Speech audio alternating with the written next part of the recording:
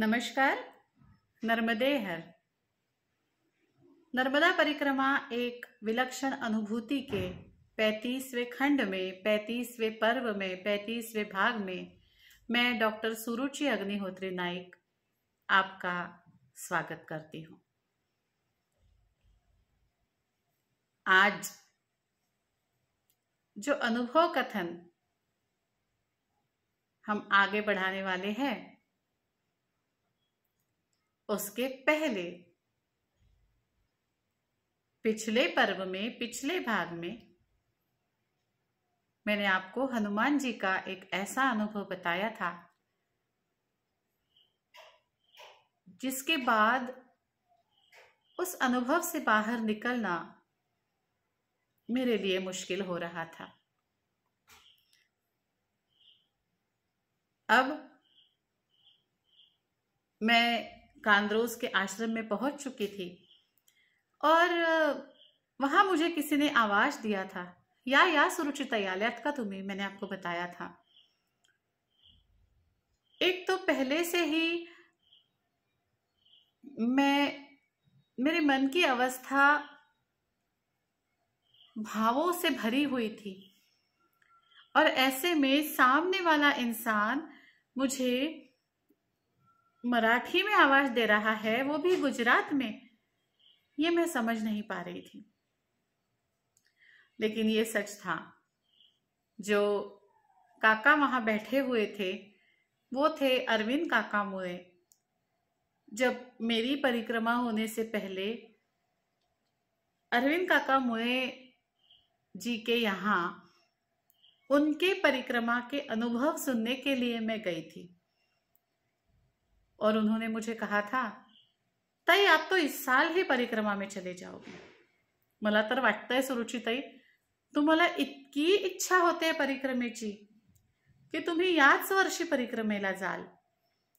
और उनके कहने जैसा ही हुआ था। उसी साल मैं परिक्रमा के लिए निकल गई थी, लेकिन फिर भी मैं उन्हें पहचान ही नहीं पाई। शायद मैं उन्हें शरीर से तो देख रही थी, लेकिन अभी भी मेरा मन पूरी तरह से वास्तविकता में नहीं आया था।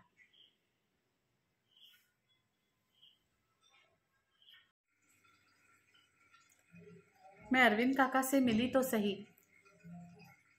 लेकिन जिस भावना के साथ मिलना चाहिए था वैसे मैं नहीं मिल पाई।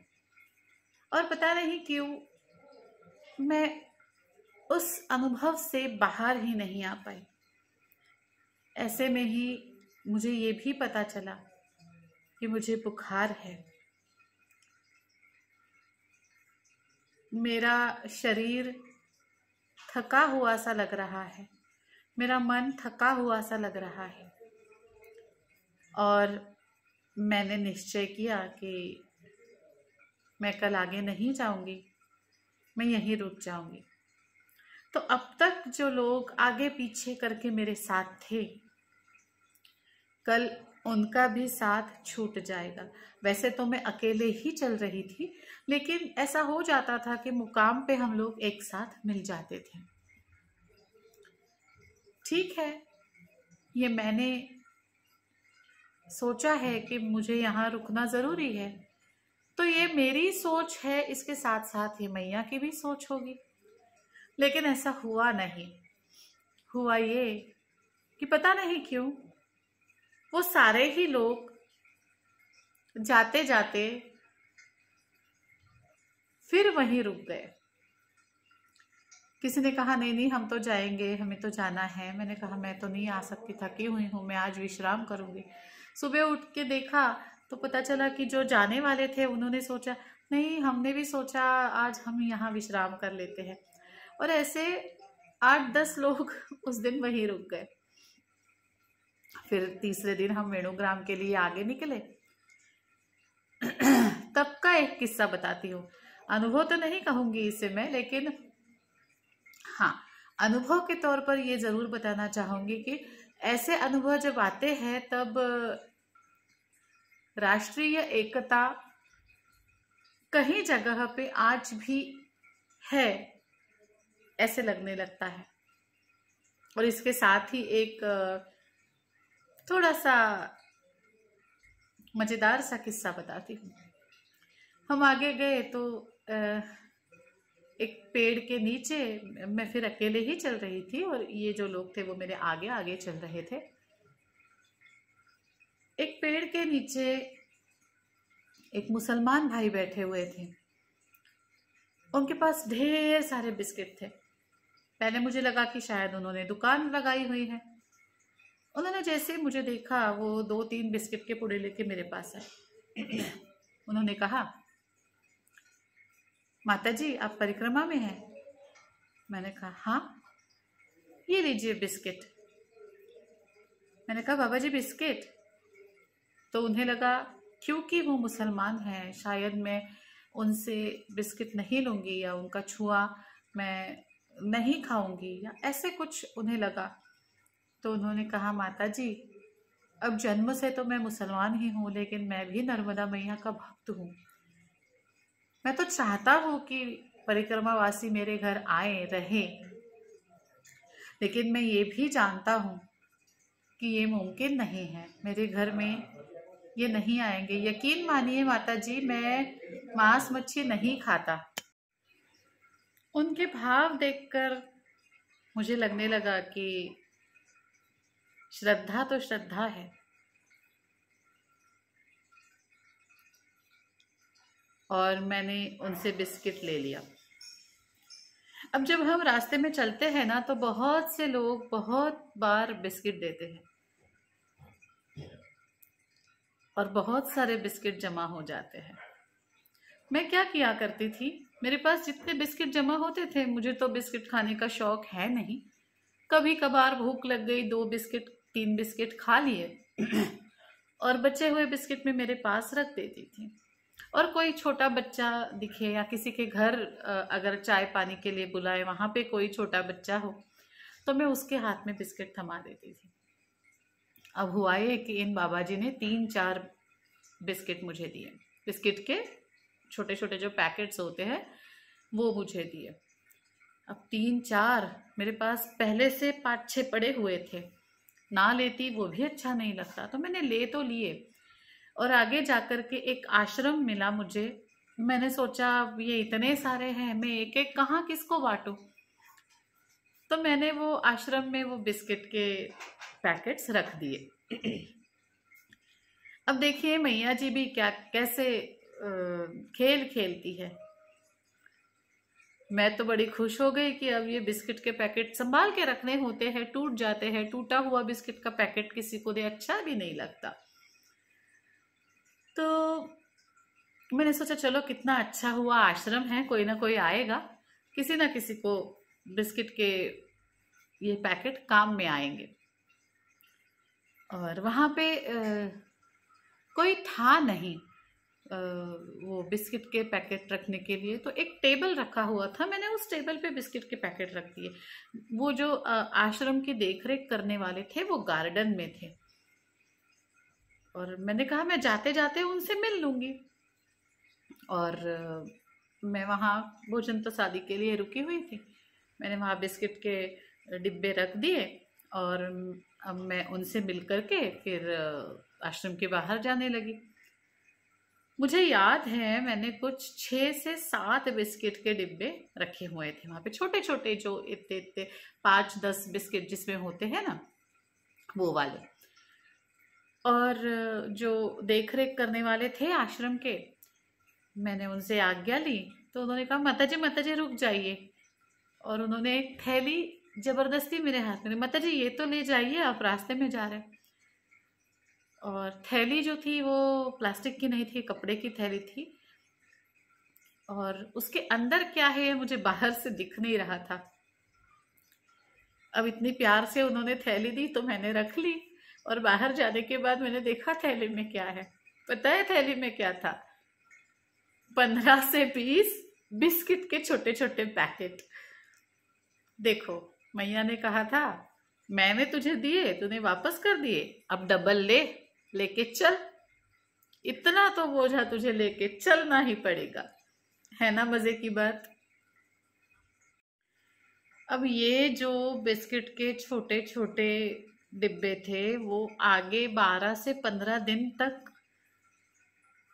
मेरे पास थे। कुछ मैंने खाए, कुछ दिए, लेकिन 15 दिन तक वो मेरे पास थे। अब यहाँ से हम जब आगे निकले तो वेरुग्राम जाना था और उसके पास ही आता है इंद्रेश्वर महादेव। लेकिन एक बात बताऊं, मेरे गुजराती भाई बहन हो, थोड़ा सा माफ कीजिएगा, पर मैंने एक बात बहुत बहुत एक्सपीरियंस की है गुजरात में। अगर आप किसी को पता पूछते हैं ना तो वो बोलते हईच 2 किलोमीटर, हईच 2 किलोमीटर। लेकिन हईच मतलब 2 किलोमीटर नहीं होता। वो 8 किलोमीटर से 10 किलोमीटर, 15 किलोमीटर, कितना भी हो सकता है। हईच 2 किलोमीटर का मतलब है आगे है। मैं तो इतना ही समझ जाती हूँ। अब मुझे आप गुजराती भाई बहन ही बता सकते हो कि हईच का मतलब क्या होता है। ये तो मजे की बात है। एक किस्सा है कि हईच 2 किलोमीटर करते करते बहुत दूर तक मैं चली गई, लेकिन जो स्थान पर मुझे जाना था वो तो कहिच नहीं था। तो इस हईच के पीछे ना पड़ते हुए मैंने इंद्रेश्वर में उस दिन अपना निवास कर लिया। फिर उसके बाद हम सरसाड़ रुके, मणिनागेश्वर रुके। मणिनागेश्वर में मेरा एक सन्यासी जी से बहुत अच्छा सत्संग हुआ और एक रोमांचकारी अनुभव भी वहां पे मुझे मिला। मणिनागेश्वर के पहले का जो रास्ता था वो बहुत ही सुंदर रास्ता था।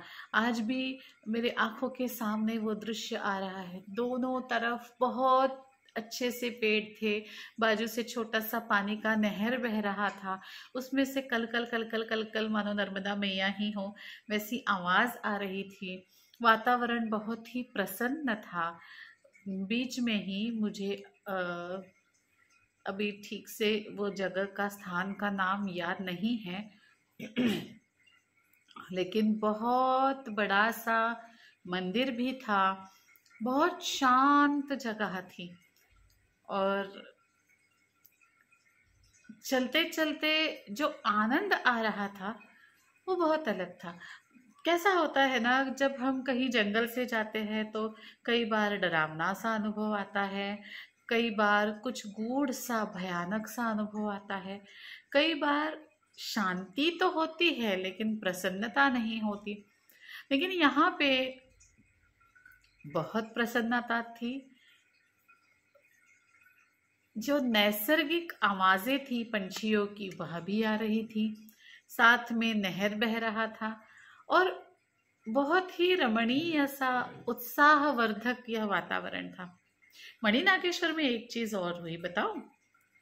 बिल्कुल पास से मुझे मगर मैया के भी दर्शन हुए।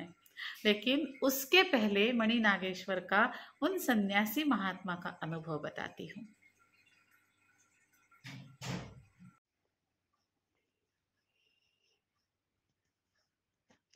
सावधान! क्या आपको भी अक्सर कमर से लेकर पैरों तक होता है तेज दर्द? तो ये हो सकती है साइटिका की समस्या। इसे इग्नोर मत कीजिएगा।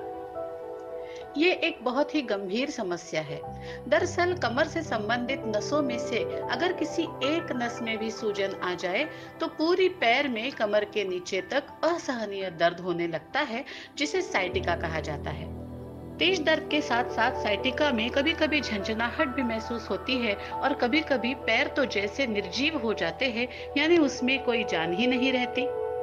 अगर यह समस्या लगातार बढ़ती रहे तो यह शरीर के आंतरिक नसों पर भी बुरा प्रभाव डालना शुरू कर देती है। इसलिए साइटिका के लक्षणों को समय रहते ही पहचानना चाहिए और इसका इलाज करवाना चाहिए। तन्य क्लिनिक के टिश्यू सॉल्ट थेरेपी में साइटिका के लिए बहुत ही असरदार इलाज है। टिश्यू सॉल्ट थेरेपी एक ऐसी चिकित्सा पद्धति है जो संपूर्णतः दुष्परिणाम रहित यानी साइड इफेक्ट फ्री है। इसके कोई साइड इफेक्ट नहीं होते। टिश्यू सॉल्ट थेरेपी का उपयोग करके साइटिका के असहनीय पीड़ा और दर्द से आप हमेशा के लिए मुक्ति पा सकते हैं। अगर आपको या आपके आसपास किसी को भी साइटिका की परेशानी हो तो तज्ञ क्लिनिक को संपर्क जरूर कीजिएगा। नाम और नंबर लिख लीजिएगा। डॉक्टर सुरुचि अग्निहोत्री नाइक, तज्ञ क्लिनिक, और नंबर है 9823653511। धन्यवाद। हाँ, सरसाड़ जाने के पहले का एक अनुभव ज़रूर बताती हूँ। अ, वैसे तो मुझे सरसाड़ जाना ही नहीं था। मुझे भावपुरा में आज का विश्राम करना था। अब जो मेरे साथ चलने वाले लोग थे, अ, वो काफ़ी आगे निकल चुके थे। मैं धीरे धीरे चल रही थी और मैं बिल्कुल अकेले चल रही थी। पसारकर काका काकू भी पीछे रह गए थे और आगे वाले लोग आगे निकल चुके थे।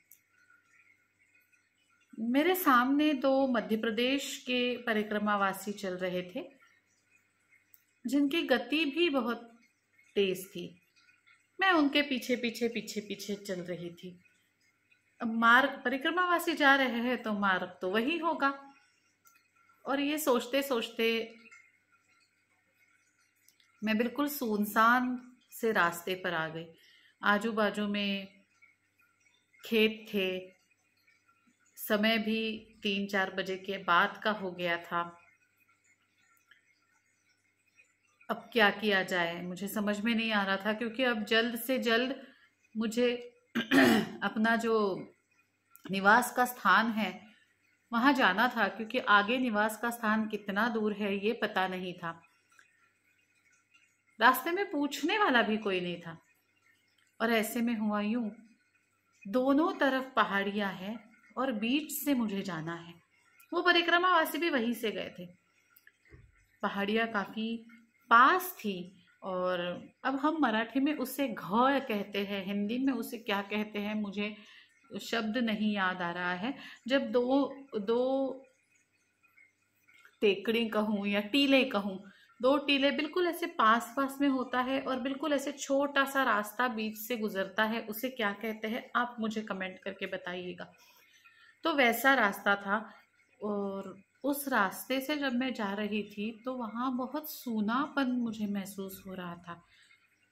अभी थोड़ी देर पहले जो मैंने बताया कि कहीं बहुत उत्साहवर्धक वातावरण होता है, कहीं कुछ गूढ़ वातावरण होता है, कहीं कुछ भयान वातावरण होता है, ये इतना जो भाग था रास्ते का, जो वो दो टीलों के बीच से मैं जाने वाली थी, जा रही थी, वो मुझे डरावना महसूस हो रहा था। किस बात का डर है या डर, इतना भी डर नहीं था कि मैं डर जाऊं, मुझे रोना आ जाए, ऐसे नहीं, लेकिन कुछ अजीब सा था। फिर भी वो परिक्रमावासी वहां से निकल चुके थे तो मैं भी वहां से निकली। और मैं वहां से निकली तो वो रास्ता खुला एक नदी के पास। और नदी बहुत गहरी तो नहीं थी, लेकिन पानी को फोर्स बहुत था और ऐसे नीचे ढलान थी, उसमें से उतर के जाना था। वो दोनों परिक्रमावासी तो नदी लांग करके कब के चले गए थे। अब मैं क्या करूं? कहीं दूर से घूम के जाऊं, पात्र भी बहुत बड़ा था, तो मुझे समझ में नहीं आ रहा था कि कहाँ से जाना चाहिए। पीछे वो दो टीलों के बीच का रास्ता था। बहुत पहले से मैं अकेली चल रही थी, कोई गांव पास में नहीं था। मैं फिर भी धीरे धीरे नीचे उतरने लगी। मैंने सोचा ये दो परिक्रमावासी गए हैं तो कहीं ना कहीं तो गए ही होंगे, लेकिन मन में थोड़ा सा डर तो था कि आगे रास्ता भी नहीं दिख रहा है, किसी को पूछने के लिए भी कोई नहीं दिख रहा है। ये तो यकीन था कि कहीं ना कहीं तो मैं जाऊंगी ही, लेकिन अंधेरा होने से पहले पहुंचना जरूरी था। अब आगे से एक मोटरसाइकिल वाला आते हुए दिखा नदी के उस पार से, और मैंने उसे पूछा इशारे से कि क्या यही रास्ता सही है। तो उसने मुझे आ जाओ इस तरह से उसने मुझे हाथ दिखाया और मैं चली गई। बीच रास्ते में वो मुझे मिला, वो हाथ में मोटरसाइकिल लेकर के आ रहा था और मैं अपने पैदल चल रही थी। तो उसने कहा माता जी जल्दी जल्दी जाइए, अंधेरा होने से पहले पहुंचना है ना आपको, तो आप धीरे चलेंगे तो पहुंच नहीं पाएंगे, आप तो दौड़ लगाइए अब तो ये सुन करके मुझे और थोड़ा सा डर लगने लगा कि मैं सही समय के पहले पहुंचूंगी तो अंधेरा तो नहीं हो जाएगा। और मैं बिल्कुल जोर जोर से जितनी ज़्यादा तेज़ मैं चल सकूं उतनी ज़्यादा तेज़ मैं चलने लगी, और बस यही सोचते रही कि अंधेरा होने से पहले मुझे पहुंचना है, चाहे जो भी हो जाए। फिर जो गांव आया वो गांव था सरसाट। भावपुरा तो पता चला पीछे ही छूट गया है, उस मोटरसाइकिल वाले ने ही बताया कि भावपुरा तो काफ़ी पीछे छूट गया है। अब सरसाट गांव धीरे धीरे जो लगने लगा तो वहां पे एक माता जी दिखी और उन्होंने कहा परिक्रमावासी। मैंने कहा हाँ माता जी, नर्मदे है। वो जो आखिरी वाला घर है ना, वहां जाइए, वहां परिक्रमावासी की सेवा होती है। मैं वहां गई तो एमपी वाले 2 परिक्रमावासी भी वहां थे, मेरे साथ चलने वाले परिक्रमावासी भी वही थे, और वो घर था रमन भाई शंकर भाई का। रमन भाई शंकर भाई नर्मदा मैया के बहुत बड़े सेवक हैं। इनका किस्सा, इनके बारे में मैं आपको ज़रूर बताऊंगी। रमन भाई शंकर भाई के बाद का किस्सा आता है मणिनागेश्वर के सन्यासी जी के साथ जो मेरा सत्संग हुआ उसका। लेकिन वीडियो बड़ा हो रहा है और समय भी थोड़ा सा कम है मेरे पास। आज मुझे कहीं जाना ज़रूरी है, तो आज का वीडियो थोड़ा सा छोटा करती हूँ। और बहुत ही रोमांचक किस्सा मणिनागेश्वर का, मगर मैया का दर्शन, सन्यासी जी का ऐसा संवाद जो मेरे साथ घटना घटी उस पर मेरा ही विश्वास नहीं हुआ, ऐसा कुछ। और शंकर भाई रमन भाई के बारे में अगले वीडियो में बताती हूँ। हाँ, एक चीज़ मैं ज़रूर बताना चाहूँगी। आज जिस दिन मैं वीडियो रिकॉर्ड कर रही हूँ वो तारीख है 24 अप्रैल, और 6 मई को आ रहा है गंगा दशहरा। गंगा दशहरा जब गंगा मैया नर्मदा मैया में स्नान करने के लिए आती है, ये पर्व है गंगा दशहरा। अब इस पर्व को हमें उत्साह के साथ मनाना होता है। तो मैंने ये सोचा है कि क्यों ना कुछ ऐसा किया जाए कि नर्मदा मैया के स्वच्छता के लिए हम कुछ कर सके, जन जागृति के लिए हम कुछ कर सके। मैं तो सोच रही हूँ, लेकिन आप सभी से मैं ये जानना चाहती हूँ कि अपने अपने घरों में रहकर हम किस तरह से ये गंगा दशहरा मनाएं। इसी के साथ जुलाई महीने में जो हरियाली अमावस आ रही है, उसके लिए भी मैंने एक बात सोच के रखी है। अभी तो मई महीना आएगा जिसमें धूप काफ़ी तेज़ निकलेगी, तो आप सभी से मेरा निवेदन है, मैं भी करने वाली हूँ, इसके लिए मैं एक अलग से वीडियो ज़रूर बनाऊंगी, लेकिन मैं चाहती हूँ कि आप भी ये चीज़ करें। जो भी बीजे आपके पास है, जैसे नींबू की बीजे है, हम नींबू तो हमेशा ही खाते हैं, या और भी कोई बीजे है, किसी ने कुछ बीजे संभाल के रखी है तो वो, या सीताफल की बीजे, चीकू की बीजे, रामफल की बीजे, या बेर की बीजे, ये सारी बीजे अगर आप कहीं से ला पाए, कहीं कृषि उत्पादनों में आपको कई सी बीजे मिल जाएगी जो लंबे समय तक चलने वाले पेड़ होते हैं, और जिन पेड़ों को बहुत ज़्यादा देखभाल की ज़रूरत नहीं होती, ऐसे पेड़ों की बीजें आप अगर इकट्ठा करेंगे और मिट्टी के छोटे छोटे बॉल बनाकर उसमें वो बीजे डालेंगे और बारिश के समय में उन बॉल को आप बस फेंक देंगे, कहीं आते जाते सड़क के किनारे डाल देंगे, किसी खुले मैदान में डाल देंगे, तो बारिश के समय चलते वहां से पेड़ अपने आप निकल आएंगे। तो हरियाली अमावस्या पर जो जुलाई महीने में आएगी, तारीख मुझे अभी ठीक से याद नहीं है, वो जुलाई महीने में आएगी। तो ये जुलाई की तैयारी मैं करने वाली हूँ, आपको भी ये तैयारी करनी है। हमारा पर्यावरण, हमारा देश, हमारे नर्मदा मैया के आसपास की हरियाली, हमारी सृष्टि, इस सब के लिए हमें कुछ तो करना है। बहुत ज़्यादा पैसा खर्चा करने का काम नहीं है। हाँ, श्रद्धा और थोड़ी सी मेहनत ज़रूर लगने वाली है।